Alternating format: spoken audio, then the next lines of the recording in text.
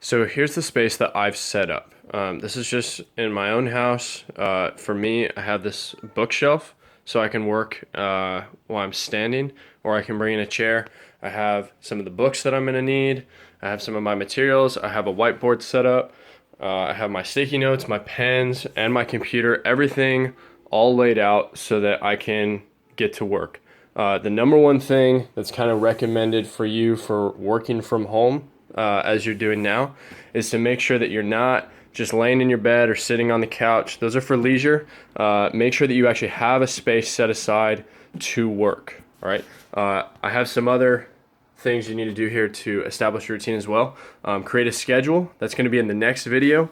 And then also part of a routine is actually just setting aside your regular work hours. So come up with a plan for, I'm going to wake up at this time, I'm going to eat, and I'm going to actually get dressed. You don't need to like put on your full uniform, but maybe just like put on a Servite shirt, put on something that's not pajamas to tell yourself, okay, it's time to work. It's time to get something done. I'm not just going to sit and lounge around. Make sure you don't, whatever you do, have the first task you complete on any given day be turning on the TV or turning on your PlayStation or your Xbox, whatever it is. Make sure that the first thing you do every day is actually get to work and do something. So have a structure, have a plan, and have that workspace. I'm not saying you can't take breaks. I'm not saying that you can't do some of those fun things, but whenever you have a plan, whatever you come up with, you need to follow it. And it should have some structure to it. Here's what we're going to do in the next video. I have printed these out and I'm going to send this to you. Just kind of a schedule for distance learning. You'll be able to fill out the times, what you're doing during each block, what's getting done, and then you can also have like a check mark.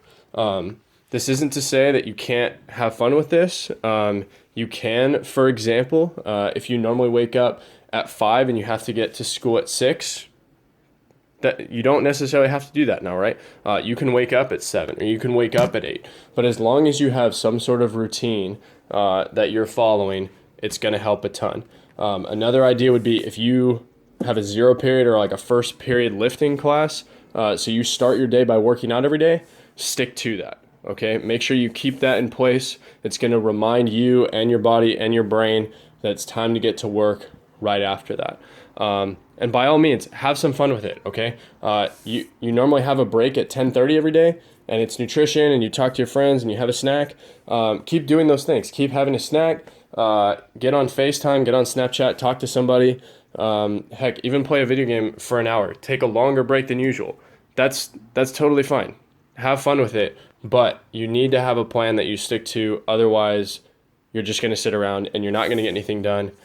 And not only are you going to get like bored and depressed, you're also going to have a much more difficult time adapting to this new lifestyle. So the next video is actually going to walk us through. We're going to fill this out together.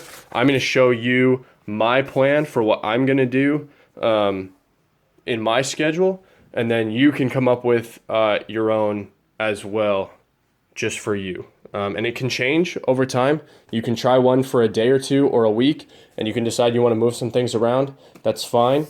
But this will at least help you get started this week for having a plan for the next 4 weeks or however long that we're doing this. So that'll be in the next video. That's part 2. Here we go.